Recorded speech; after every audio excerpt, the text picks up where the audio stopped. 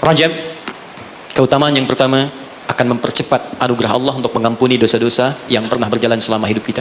Maka isi bulan ini dengan istighfar. Istighfar yang baik, koreksi diri kita.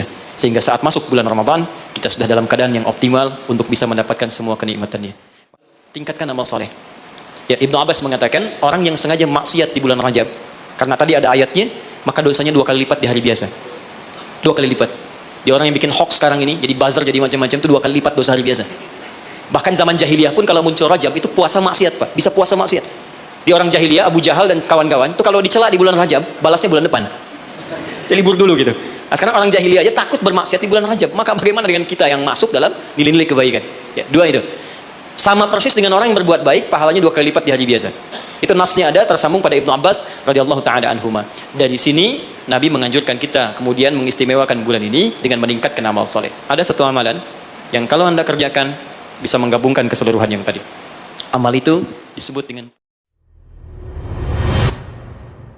bagaimana cara berintrospeksi di bulan ini. Maka diturunkanlah oleh Nabi cara-cara berintrospeksi dengan 3 pendekatan utama. Ada 3 lafadznya, ini saya ajarkan yang paling ringan saja. Kalau terkait dengan dosa-dosa keseharian, maka lakukan zikir Nabi Adam. Quran surah ke-7 ayat 23. Saya yakin kita hafal. Rabbana zalamna anfusana wa illam taghfir lana wa tarhamna lanakunanna minal khasirin. Bacakan itu minimal setelah selesai kita salat. Astaghfirullah, astaghfirullah, astaghfirullah. Allahumma antas salam, minkas salam, tabarakta ya dzal jalali wal ikram. Perbanyak zikir tadi. Rabbana zalamna anfusana wa illam taghfir lana wa tarhamna lanakunanna minal khasirin. Tapi mohon sekali, ketika Anda bacakan zikir ini, jangan sekadar diucapkan di lisan. Bayangkan Anda punya persoalan apa dalam kehidupan. Jadi ketika Anda bacakan, mata Anda zalim, rasakan kezaliman itu. Ketika dengan orang tua tak bagus, bayangkan perbuatan buruk yang sedang Anda kerjakan. Begitu Anda bacakan, air mata Anda menetes, seketika ampunan Allah akan diturunkan kepada kita. Dan gugur perbuatan buruk yang pernah kita lakukan. Perhatikan rahmat Allah diturunkan. Diturunkanlah waktu-waktu yang istimewa, tempat-tempat yang istimewa, ada waktu, ada tempat, ada momentum yang istimewa, yang diturunkan oleh Allah untuk mewujudkan harapan yang kita inginkan itu. Dengan turunnya waktu itu bisa menutup di antara keutamaannya dosa-dosa yang pernah dikumpulkan dalam masa kita hidup sampai di momentum yang kita rasakan. Jadi kalau kita kumpulkan dosanya cukup banyak, kita kerjakan amalan di waktu yang spesial itu, maka seketika dosa bisa digugurkan oleh Allah Subhanahu wa taala. Ada sifatnya waktu, ada tempat, ada peristiwa atau momentum. Di antara waktu yang mulia itu, yang saat Anda kerjakan amalannya bisa menggugurkan dosa, bahkan bisa merubah perilaku kita jadi lebih baik, adalah bulan Rajab. Saya ulangi, adalah bulan Rajab. Saking pentingnya bulan Rajab ini, Allah sampai menurunkan satu ayat untuk menyandingkan keutamaannya dengan bulan-bulan haram yang lain, serta Nabi sampai meminta kita untuk meningkatkan ibadah, dan bukan sekedar meminta, tapi Nabi sendiri meningkatkan ibadah di bulan ini sebagai pembuka kebaikan di bulan-bulan yang lainnya. Apa di antara keutamaannya? Ini yang coba saya urutkan dalam sisa waktu 10 menit ke depan. Dan apa yang bisa kita raih ketika kita mengerjakan itu. Oke. 1. Rajab adalah pembuka semua bulan kebaikan. Saya tanya sebentar. Di antara sekian bulan, 1 tahun 12 bulan itu, ada bulan yang paling baik, namanya bulan apa? Ramadan. Di situ ada puasa. Setelah itu ada apa? Yang kita dapat Idul Fitri di situ? Syawal, bahkan ada puasa. Apa lagi? Dzulhijjah, ya, ada Idul Adha di situ, Dzulhijjah. Kalau kita lihat hadisnya, bulan ke-11 pun Dzulqa'dah, bulan bagus, disebut bulan haram, Dzulqa'dah. Sebelum Ramadan, itu bulan yang sangat digemari oleh Nabi, sampai Nabi banyak puasa di bulan itu, yaitu Sya'ban. 1, 2, 3, 4, 5. Ada dari 12 bulan, ada 5 bulan yang sangat istimewa, sifatnya berurutan. Sya'ban 8, 9 Ramadan, 10 Syawal, Dzulqa'dah yang ke-11, Dzulhijjah yang ke-12. Pembukanya, pintunya Rajab. Nggak mungkin bisa ke Sya'ban kecuali masuk Rajab dulu. Nggak mungkin dapat Ramadan kecuali Rajab dulu. Karena itulah Nabi bahkan pernah mengatakan dalam beberapa kesempatan, diteruskan sampai kepada kita, hati-hati, amalan-amalan ini Bahkan ada ulama yang mengatakan, kalaupun kita nggak dapat Ramadan, minimal Rajabnya dapat. Karena itu pintunya. Dan kita nggak tahu. Tadi saya mau ke sini Pak, di jalan itu, saya dengar informasi, ada orang yang sudah pesan tiket dan paket lengkap untuk umrah di bulan Ramadan. Ya, jadi jauh-jauh hari pesan karena tahu akan padat situasinya. Lalu tahu apa yang terjadi? Ternyata harap-harap ingin ke Ramadan, masuk bulan Rajab, wafat semua orang itu. Semuanya. Ini sangat menarik ini. Baru tadi saya di jalan, ya dapat informasi, ada seorang syekh dari Timur Tengah dia ceramah, ada sekelompok orang berharap-harap dapat kemudian berangkat di Ramadan, tiba-tiba wafat dia di bulan Rajab. Sampai ulama ini mengatakan, kalau tak dapat Ramadannya, karena kita nggak tahu kapan pulang, minimal Rajabnya. Maka apa yang kita lakukan di bulan Rajab ini seperti Nabi pernah contohkan kepada kita. Maka mulai dengan kalimat yang pertama, turun Quran surah 9 ayat ke-36. Saking pentingnya bulan ini, ada ulama mengatakan karena bulannya penting dan istimewa, maka setiap muslim mesti mengetahui keistimewaannya. Saya khawatir begitu bulan ini berhenti, kita kehilangan keistimewaannya. Maka keutamaan yang pertama ada di Quran surah ke-9 ayat ke-36. Saya agak cepat. Inna iddatash syuhuri 'indallahi 12 syahran fi kitabillah. Kata Allah, jumlah bilangan bulan setahun ada 12. Yauma khalaqas samawati wal ard. Sejak diciptakan langit dan bumi aku telah tetapkan setahun 12 bulan. Minha arba'atun hurum. Dari 12 itu ada 4 yang spesial. Disebut bulan hurum. Ingat teman-teman, ada haram, ada muharram, ada al-muharram, ada muhrim, ada mahram, ada hurum. Itu beda. Haram, hukum. Larangan mengerjakan sesuatu. Apa hukumnya mabuk? Haram. Ingat, apa hukumnya mencuri? Haram. Hukumnya korupsi? Haram. Karena itu orang beriman gak mungkin korupsi. Awas, hati-hati. Awas, pegawai Pertamina yang beriman gak mungkin mencuri, gak mungkin nyogok, gak mungkin korupsi. Hati-hati, haram. Perbuatannya disebut muharram. Mabuk itu muharram, hukumnya haram. Jelas? Kalau kita ingin meninggalkan yang dilarang itu, yang haram-haram, tambahkan hamzah di depannya, harakatnya menggunakan ahrama. Sifatnya disebut ihram. Karena itu kalau Anda sudah mengenakan kain ihram, ada ajaran hikmah di situ, falsafahnya. Kalau sudah pakai kain ihram, maka tinggalkan semua larangan-larangan. Nggak boleh potong kuku, nggak boleh merusak tanaman, nggak boleh tepuk nyamuk seharga kambing. Anda tepuk, bayar damnya seharga kambing. Ihram. Itu latihan. Maksudnya pulang umroh, pulang haji sudah terbiasa meninggalkan yang haram. Jangan pulang umroh korupsinya lebih gede misalnya. Ya. Jangan kurang umroh dosanya lebih banyak. Ya, seperti masuk pom bensin, masuk Pertamina, dimulai dari 0 ya. Nah, 0, kosong lagi. Hilangkan. 1, 2, 3, kosong. Pelakunya disebut muhrim. Kalau dia punya kakak, punya adik yang tidak diperkenankan menikah di antara keduanya, maka disebut mahram namanya. Kalau Anda kumpulkan semua itu, latihan meninggalkan yang haram, terbiasa mengerjakan yang halal, menjauhi yang dilarang, maka disatukan menjadi jamak, bentuknya disebut hurum namanya. Ada 4 bulan disebut bulan hurum, 3 berurutan kata Nabi, 1 terpisah. Yang 3 itu Dzulqa'dah 11, Dzulhijjah 12, Al-Muharram bulan pertama, yang keempat namanya Rajab. Dan kita sekarang ada di bulan ini. Siapa yang masih ingat sekarang tanggal berapa? Sekarang tanggal 17 Rajab 1441 Hijrah. Kita sekarang ada di bulan spesial ini. Amalan pertama apa yang harus kita kerjakan di bulan ini? Teruskan ayatnya, dzalikad dinul qayyim fala tadhlimu fihinna anfusakum. Orang yang agamanya benar, yang Islamnya baik kata Allah, maka dia akan memanfaatkan Rajab dengan mengerjakan amalan yang pertama. Apa itu? Fala tadhlimu fihinna anfusakum. Mulai banyak evaluasi diri supaya tidak berbuat zalim, minimal berlatih di bulan ini. Amalan pertama, introspeksi diri.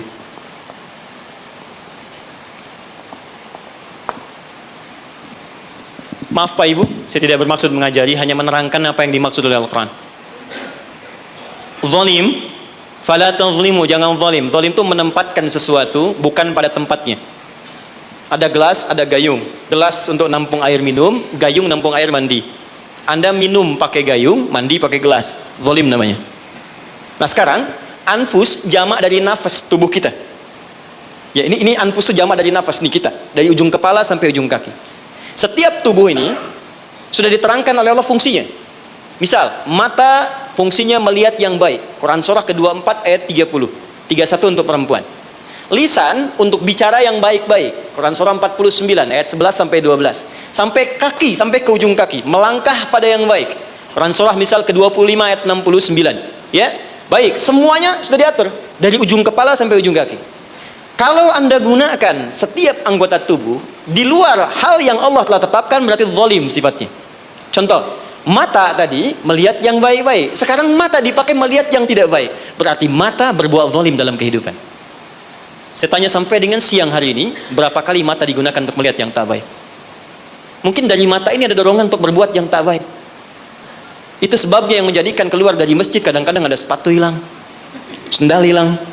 Apa yang pertama melihat? Mata terdorong kemudian kepada nafsu. Baik, sampai ke ujung kaki, berapa kali berbuat yang keliru. Itu mungkin yang menghambat kesuksesan yang dikerjakan saat ini. Karena lisan dengan teman jadi nggak akrab. Karena pendengaran yang keliru muncul fitnah.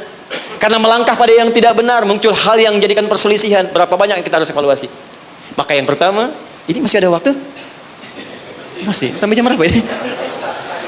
Ini Pak Nanang kalau rakyatnya sudah begini nggak ada pilihan ya. Baik, tahan baik-baik. Ini terakhir bagiannya. Maka kalau kita sadar ada yang berbuat yang tidak baik, maka saya berikan gambaran singkat bagaimana cara memperbaikinya. Sekarang lihat sini. Teman-teman masih ingat nggak pemilik rezeki siapa? Allah. Yang punya kedudukan siapa? Allah. Yang punya kebijakan siapa? Allah. Sekarang kita bekerja kan supaya Allah kasih pada kita kan? Nah, sekarang kata Allah, kerjakan ini, jangan lakukan ini. Lalu Anda mengerjakan yang dilarang oleh Allah dan berharap mendapatkan apa yang akan diberikan oleh Allah, maka mustahil. Sekarang nggak usah bicara tentang Allah lah. Anda ingin dapat sesuatu, tapi dengan orangnya punya hubungan buruk, kan mustahil bisa dapat yang diinginkan. Anda mau datang ke si B, tapi Anda tidak punya hubungan baik dengan si B. Apa yang tidak diinginkan si B, Anda kerjakan, mustahil Anda dapatkan. Sekarang karena itu Nabi ilustrasikan begini. Kalau ada orang yang dalam hidupnya sering menyalahi perintah Allah dalam kehidupan, bukan hanya hablum minallah, tapi juga hablum minannas. Karena hukum kehidupan dunia nanti diikat oleh hukum dunia. Akhirat diikat dengan kaidah akhirat. Jadi kalau Anda ingin kaya, ya Allah, kaya itu dunia. Maka hukum dunia diturunkan. Kerja itu hukum dunia. Jujur hukum dunia. Maaf, punya attitude yang baik, hukum dunia. Membangun hubungan baik dengan sesama pun hukum dunia. Maka dari itu, maaf, sekalipun Anda punya hubungan yang tidak baik, bukan dengan muslim, dengan non-muslim misalnya punya perilaku buruk yang tidak diperkenankan oleh syariat. Anda bohong pada non-muslim, Anda misalnya zalim pada non-muslim, berlaku juga, jangan harap karir Anda sukses. Sama persis. Ya, sekarang perhatikan baik-baik. Kalau ada orang berbuat maksiat kepada Allah, melanggar dua ketentuan tadi, maka kata Nabi, naqtah sauda, diberikanlah kemudian di atas katup hatinya noda-noda hitam. Semakin banyak dikumpulkan, semakin menutup seperti ini. Kalau sudah menutup begini, banyak maksiatnya, banyak salahnya, banyak kurangnya, bukan hanya pada Allah, tapi juga hubungan dengan manusia, maka anna yustajabu lidzanik. Bukan Allah nggak mau kabulkan doanya, tapi mental setiap diminta. Perhatikan. Masuk minta, diturunkan, balik. Diturunkan, balik. Diturunkan, balik. Setiap dimintakan. Nabi pernah mengisahkan seorang thumma dzakara rajula yutilus safara asy'atha aghbara. Ada orang datang berkelana pengen berdoa kepada Allah menempuh perjalanan panjang. Doa yang dikerjakan saat perjalanan panjang cepat dikabulkan 2 kali lipat dari yang biasa. Kemudian menyebut nama Allah al-asmaul husna. Doa yang dibuka dengan al-asmaul husna cepat dikabulkan. Yang ketiga dia mengangkat tangan. Doa yang dilakukan dengan mengangkat tangan cepat dikabulkan dibandingkan dengan yang diam. 3 amalan dia kerjakan 6 kali seharusnya lebih cepat dikabulkan. Tapi apa komentar Nabi pada saat itu? Anna yustajabu lidzalik. Bagaimana doanya bisa dikabulkan? Jadi begitu dia minta dengan keadaan itu, mental lagi. Apa penyebabnya? Maaf. Mat'amu haram. Karena dia cari kerja dengan cara yang haram. Mashrabu haram, minumannya haram. Malbasu haram, pakaiannya haram. Wa ghudhiya biharamin, dan perilakunya haram. Ya, tidak cukup kita bisa mendapatkan kelancaran dalam usaha dengan sekedar sholat. Sholat memberikan keberkahan, kemudahan, kelancaran. Kalau hubungan dengan manusianya buruk, juga sama akan menghambat. Dengan ibu Anda kurang baik, dengan ayah Anda kurang baik, dengan istri, dengan suami kurang baik, itu mungkin bisa menghambat kepada karir pekerjaan Anda. Apalagi kalaupun ini baik, dengan suami baik, istri baik, tetangga baik, tapi kalau dengan Allah tidak baik, maka ada sesuatu yang tidak mudah kita dapatkan dalam kehidupan. Terakhir, bagaimana cara berintrospeksi di bulan ini? Maka diturunkanlah oleh Nabi cara-cara berintrospeksi dengan 3 pendekatan utama. Ada 3 lafadznya, ini saya ajarkan yang paling ringan saja. Kalau terkait dengan dosa-dosa keseharian, maka lakukan zikir Nabi Adam. Quran surah ke-7 ayat 23. Saya yakin kita hafal. Rabbana zalamna anfusana wa illam taghfir lana wa tarhamna lanakunanna minal khasirin. Bacakan itu minimal setelah selesai kita salat. Astaghfirullah, astaghfirullah, astaghfirullah, Allahumma antas salam, minkas salam, tabarakta ya dzal jalali wal ikram. Perbanyak zikir tadi. Rabbana zalamna anfusana wa illam taghfir lana wa tarhamna lanakunanna minal khasirin. Tapi mohon sekali, ketika Anda bacakan zikir ini, jangan sekedar diucapkan di lisan. Bayangkan Anda punya persoalan apa dalam kehidupan. Jadi ketika Anda bacakan, mata Anda zalim, rasakan kezaliman itu. Ketika dengan orang tua tak bagus, bayangkan perbuatan buruk yang sedang Anda kerjakan. Begitu Anda bacakan, air mata Anda menetes, seketika ampunan Allah akan diturunkan kepada kita dan gugur perbuatan buruk yang pernah kita lakukan. 2, ini cepat. Ada dosa yang terkait dengan aktivitas pekerjaan yang sedang kita lakukan. Kenal Nabi Yunus? Bagus. Nabi Yunus itu kan berdakwah, bekerja, beraktivitas. Cuma sayang dalam pekerjaan itu tantangannya begitu tinggi. Nanti ada lain kali kalau ngaji kesini lagi, jangan ngambil yang jauh-jauh ya, yang Anda butuhkan aja. Ya, ini kan teman-teman ada di dunia pekerjaan. Kenapa Anda nggak mengeluarkan fikih bisnis dalam Al-Quran? Manajemen misalnya bisnis dalam Al-Quran tentang pekerjaan, itu aja yang dibahas. Itu lebih terasa nanti apa yang kita butuhkan, itu yang kita dapatkan. Ada di Quran cara misalnya memudahkan kita mendapatkan kemudahan dalam pekerjaan. Tantangannya apa saja. Ini yang terjadi kalau Anda bisnis begini. Ini yang mungkin terjadi pada orang. Penyakit ini yang muncul dari riya untuk diri yang meraih kesuksesan, dari yang iri hati, yang dengki, mengobatinya bagaimana, ada semua. Nah, Nabi Yunus salah satu tipikal yang dicontohkan oleh Allah. Sedang beraktivitas, bekerja, dapat tantangan tidak biasa. Ingat ini ya, kalau tantangannya begitu tinggi, maka lawannya sepadan.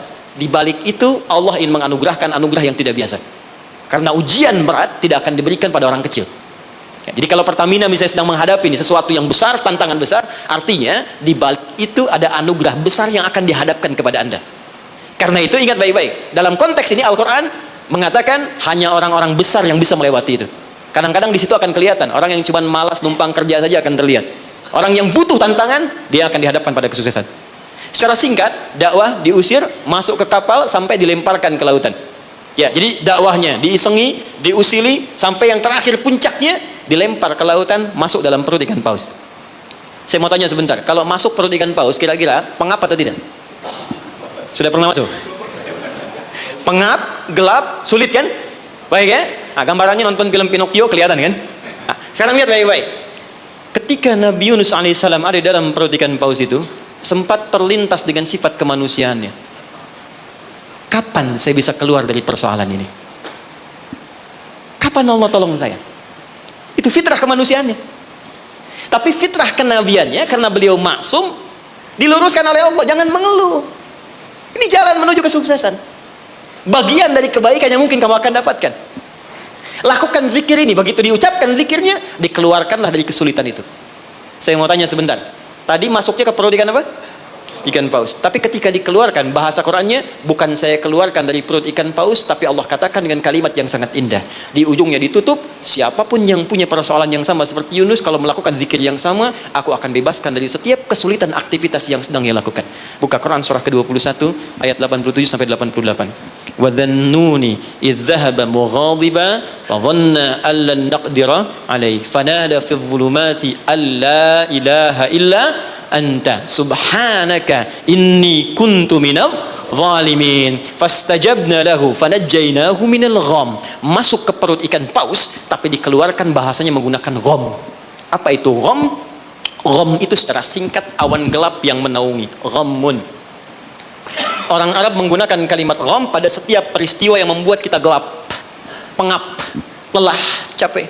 Anda yang ngajukan tender, Anda yang dapat proyek diserobot oleh orang lain. Bukankah tiba-tiba merasa lemas? Langsung gelap, padahal matahari begitu terang.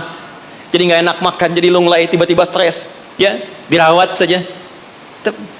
Anda yang mencoba melamar, tiba-tiba dipinang oleh orang lain. Ya, gelap, capek, lunglai. Ya, gelap itu gham namanya.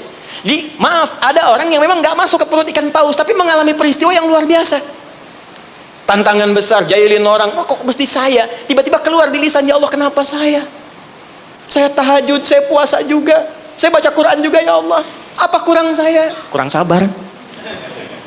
Ya, ternyata kadang-kadang terucap, teman-teman sedang kerja, ya bebannya begitu tinggi, udah gali-gali, udah tahajud, minyaknya nggak dapet, ya, atau tiba-tiba sudah dibilang nggak dapet, terus diambil orang gitu. Apa yang harus dikerjakan? Itu pernah terjadi. Kata Allah, lakukan zikir Nabi Yunus alaihissalam ada yang salah dalam diri kita. Yang ngatur rezeki itu Allah. Jangan mengeluh. Ya, 2 kali lipat motivasi, munculkan lagi, petakan lagi, tambah lagi pengetahuannya, kerja lebih maksimal lagi, maka pembukanya dibuka dengan kalimat zikir. Ini yang membebaskan kita dari kesulitan. Jadi kalau Anda sedang praktek kerja dimanapun, offshore kah itu atau di darat kah, atau ada kesulitan di kantor, bacakan zikir ini. Ini bagian dari hal yang ketika kita bacakan bisa menghilangkan kesulitan yang kita sedang rasakan. Rabbana, masih ingat? Wa nada fil dhulumati alla ilaha illa anta subhanaka inni kuntu minal zalimin. La ilaha illa anta subhanaka inni kuntu minal zalimin. Rutinkan zikir itu, terutama kalau mendapatkan kesulitan dalam pekerjaan-pekerjaan atau beraktivitas. Yang terakhir saya tutup, sekarang sedang banyak penyakit menyebar di mana-mana, sampai orang yang sakit biasa pun dicurigai, batuk di kereta tiba-tiba digulung, batuk di pesawat dikeluarin, padahal cuma batuk aja gitu kan. Ya, ada juga yang kemudian kena ini, kena itu dan sebagainya. Kita mesti kuat. Ya, karena kepanikan itu juga bagian dari kelemahan yang mungkin bisa menambah penyebaran virus atau apapun dengan cepat. Maka Allah mengajarkan zikir lewat Nabi Ayub alaihissalam. Kalau kita bisa kerjakan ini, maka Allah akan berikan kekuatan lebih dibanding yang lain-lainnya. Zikirnya ditemukan di Quran surah ke-21 ayat 83 sampai dengan 84. Wa ayyuba idznala rabbahu anni massaniyadurru wa anta arhamur rahimin. Saya ajarkan zikir ini tidak main-main. Kalau ada yang divonis penyakit, entah Anda, kerabat Anda, keluarga Anda, sepupu dan sebagainya, dan dokter mengatakan mustahil sembuh, maka bacakan zikir ini. Allah sudah berjanji di ayat 84-nya, siapa yang mengamalkan zikir ini, saya akan sembuhkan penyakitnya, walaupun ia menderita penyakit seperti Ayyub alaihissalam yang tidak pernah dialami orang sebelumnya atau dirasakan orang setelahnya. Karena kadang-kadang ada keluhan ketika sakit. Ya Allah, kenapa saya begini? Ya Allah, kapan sembuhnya? Bacakan zikirnya, anni massaniyadurru wa anta arhamur rahimin. Saya tutup. Rajab, keutamaan yang pertama akan mempercepat anugerah Allah untuk mengampuni dosa-dosa yang pernah berjalan selama hidup kita. Maka isi bulan ini dengan istighfar. Istighfar yang baik, koreksi diri kita. Sehingga saat masuk bulan Ramadan, kita sudah dalam keadaan yang optimal untuk bisa mendapatkan semua kenikmatannya. Maka mohon izin, maaf, pulang dari sini, coba cek dulu Pak ya. Ibu di rumah dengan anak-anak mungkin ada masalah, selesaikan. Dengan pasangan hidup, di kantor, jangan sampai itu yang memberatkan Anda ketika pulang kepada Allah Subhanahu wa taala. Ini bagian pesan yang pertama. Yang kedua, tingkatkan amal saleh. Ya, Ibnu Abbas mengatakan, orang yang sengaja maksiat di bulan Rajab, karena tadi ada ayatnya, maka dosanya 2 kali lipat di hari biasa. 2 kali lipat. Di orang yang bikin hoax sekarang ini, jadi buzzer, jadi macam-macam, itu 2 kali lipat dosa hari biasa. Bahkan zaman jahiliyah pun kalau muncul Rajab, itu puasa maksiat Pak, bisa puasa maksiat. Di orang jahiliyah, Abu Jahal dan kawan-kawan itu kalau dicela di bulan Rajab, balasnya bulan depan. Jadi libur dulu gitu. Nah, sekarang orang jahiliyah aja takut bermaksiat di bulan Rajab. Maka bagaimana dengan kita yang masuk dalam nilai-nilai kebaikan? Ya, 2 itu. Sama persis dengan orang yang berbuat baik, pahalanya 2 kali lipat di hari biasa. Itu nasnya ada tersambung pada Ibnu Abbas radhiyallahu taala anhuma. Dari sini Nabi menganjurkan kita kemudian mengistimewakan bulan ini dengan meningkatkan amal soleh. Saya tutup, ada satu amalan yang kalau Anda kerjakan bisa menggabungkan keseluruhan yang tadi. Amal itu disebut dengan puasa namanya. Saya ulang, amal itu disebut dengan puasa. Sebab orang puasa akan otomatis meningkatkan amal soleh yang lain. Orang puasa, sholat sunnah dikejar. Jangankan yang fardu. Anda nggak puasa, belum tentu sholat sunnah. Tapi kalau sedang puasa, jangankan fardu, ketinggalan sunnah Anda bisa gelisah. Lihat Ramadan. Ibu-ibu berani naruh sajadah, bertarung saat maghrib, bukan untuk isya, untuk tarawih. Himpan sajadah saf paling depan tuh. Ya, padahal tarawih hukumnya sunnah kan? Nah, jadi sunnah itu dikejar, nggak ada yang minta dicari-cari. Anda Ramadan cari yatim fakir macam. Kenapa? Sedang puasa. Yang kedua, puasa bisa menghambat maksiat. Nggak ada orang demi Allah saya katakan, koruptor kalau puasa, nggak korupsi dulu. Ya, pencuri nggak nyuri dulu. Puasa, karena psikologi orang puasa nggak mau berbuat maksiat, takut batal puasanya. Orang pemarah pun semarah-marahnya sedang puasa bisa berhenti marah. Buka jam 6 kurang 5 diprovokasi. Dia diam aja. Istrinya nanya, "Papa nggak marah?" Ntar habis buka. Dia tahan. Nah, jadi tolong hidupkan bulan ini. Yuk kita mulai. Jangan, coba dulu pelan-pelan ya. Jangan langsung tinggi-tinggi. Sehari dulu puasa. Sekarang Kamis, tunggu Senin. Karena kalau orang banyak puasa, kita puasanya akan lebih ringan. Ya, nanti kalau sudah Senin, istirahat dulu. Kamis puasa lagi. Ya, supaya terbiasa. Nanti saat Ramadan, kita sudah lebih sempurna. Tapi hati-hati, karena bulan ini istimewa. Dulu banyak orang abai tentang bulan ini, sehingga ada orang-orang yang tidak mengerti, berbuatlah dengan membuat hadis-hadis palsu. Ya, siapa yang puasa sehari bulan Rajab akan dapat begini. Siapa yang sholat pertama bulan Rajab diampuni semua dosanya. Pernah dengar hadis itu? hadis itu palsu. Bahkan saking palsunya, di kitab hadis palsu pun tidak ditemukan. Saking palsunya. Tapi ada salah persepsi di masyarakat. Apa salah persepsinya? Dikira Rajab nggak ada keutamaannya karena yang diketengahkan hadis palsu. Akhirnya orang malas puasa, orang malas sholat malam. Padahal yang sahih ada. Kalau ada yang sahih, kenapa menggunakan yang palsu? Kalau Anda ingin sholat malam, sholat saja. Tahajud namanya. Silakan tahajud, perbanyak malam, tingkatkan ketaatan. Siangnya silakan puasa, gunakan yang sahihnya. Mudah-mudahan dosa kita diampuni oleh Allah Subhanahu wa taala. Tidak cukup dengan amin, ya koreksi diri dulu, kemudian perbaiki. Dan terakhir, saya ingin berdoa untuk kita semua. Mudah-mudahan doa kita dikabulkan oleh Allah, dimudahkan pekerjaan kita. Sebelum kita berdoa, saya ingin memberikan pesan. Bangsa kita bangsa besar. Negara kita negara hebat. Sumber daya kita banyak. Banyak yang ingin mendapatkan Indonesia, bahkan ingin lahir di Indonesia. Dan kita beruntung berada di sini. Maka saya ingin mengajak kepada teman-teman semuanya, ayo makmurkan negeri kita. Cintai negara kita, cintai bangsa kita. Saya pun selalu mengatakan keluar dimanapun saya pergi, dunia-dunia yang saya kunjungi, saya katakan, saya sangat mencintai negara saya. Bangsa saya, dan saya ajak teman-teman di luar untuk kembali bangun bangsa kita. Dan sekarang yang dibutuhkan oleh bangsa kita adalah orang-orang baik. Yang pintar sudah banyak, tapi tidak cukup mengangkat kehebatan negeri kita dengan pintar saja. Maka saya berpesan pada Anda semua, diri saya pribadi, jadi orang baik. Jadi karyawan yang baik, jadi abdi masyarakat yang baik, dan jadi hamba yang baik. Insya Allah dengan menjadi baik, suami baik, istri baik, pekerja baik, cukup dengan kebaikan itu akan mendatangkan rahmat dan keberkahan bagi kita semua insya Allah. Mari kita mulai dengan doa. Mudah-mudahan doa ini menjadi awal untuk melangkah pada lebih baik di hadapan Allah Subhanahu wa taala. Allahumma taqabbal minna innaka antas samiul alim wa tub alaina innaka antat tawwabur rahim. Allahumma 'allimna ma yanfa'una. Allahumma 'allimna ma jahilna. Ya Allah, mohon ajarkan pada kami pengetahuan yang baik yang mengentaskan ketidaktahuan kami. Allahumma ya Allah, wafiqna bima ta'allamna bihi na'mal bih. Ya Allah, berikan kami kekuatan untuk mengamalkan apa yang telah kami pelajari dan kami pahami. Rabbana la tada' lana fi maqamina hadha wa fi kulli maqamin dhanban illa ghafartah. Ya Allah, jika ada pendosa hadir di ruangan ini, jangan biarkan dia meninggalkan tempat ini kecuali Engkau telah ampuni segala dosa-dosanya. Wala hamman illa farajtah. Jika ada yang tengah gelisah di tempat ini, maka mohon tenangkan keadaan hatinya sebelum ia meninggalkan ruangan ini. Allahumma wala maridan illa syafaitah. Jika ada di antara kami yang tengah Engkau uji dengan penyakit seberat apapun, maka mohon angkat penyakitnya dan sembuhkan keadaan dirinya. Allahumma wala asiran illa yassartah. Ya Allah, jika ada yang ditimpa kesulitan di tempat ini, baik di keluarganya, di pekerjaannya, dalam kehidupan sosialnya, maka mohon dengan keikhlasan amalannya, angkat, hilangkan ya Allah segala kesulitannya. Allahumma Rabbana, Allahumma barik lana ya Allah fi kulli umurina wa fi kulli umrina. Ya Allah, anugerahkan keberkahan ya Allah kepada usia kami, kepada umur kami dan seluruh aktivitas kami. Wa taqabbal minna jami' a'malina salihah. Dan mohon ya Allah terima seluruh amal kebaikan kami.